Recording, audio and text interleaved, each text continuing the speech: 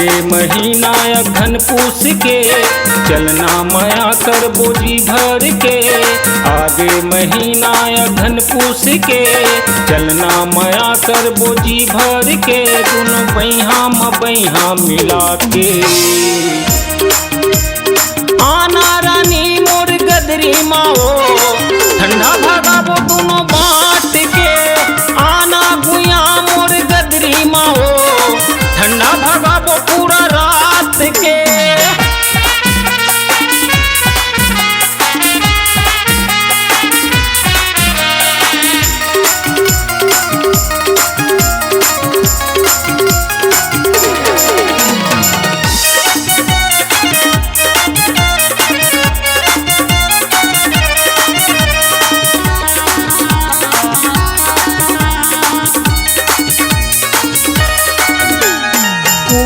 महीना के बड़े हेरा कैसे बताऊं मोरे दिल के बात। अघन महीना या बड़ जाड़े है तेरे माया दिल दीदार है।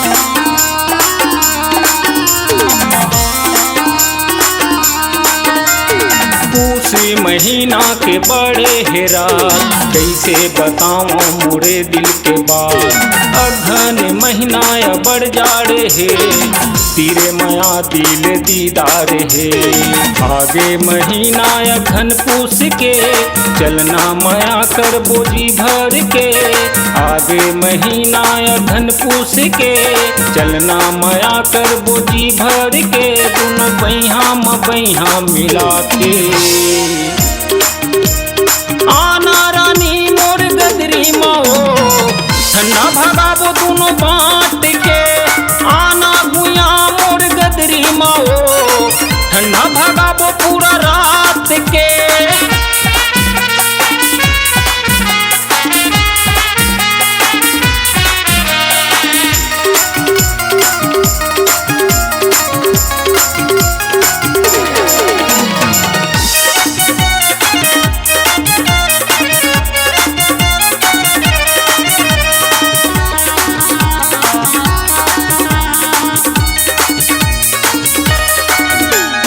ठंडा के महीना हला काने है तोर बिना दिल मोर परेशान है।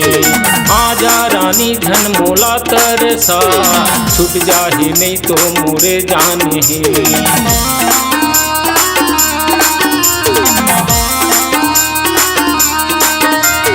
ठंडा के महीना हला काने है तोर बिना दिल मोर परेशान है। आजा रानी धन मोला तरसा छूट जाही नहीं तो मोरे जान है। आगे महीना अघन पूस के चलना माया कर बोझी भर के। आगे महीना अघन पूस के चलना माया कर बोझी भर के। दोनों बैहा मिला के आना रानी मोर गदरी माओ ठंडा भगाबो दोनों बाँट के।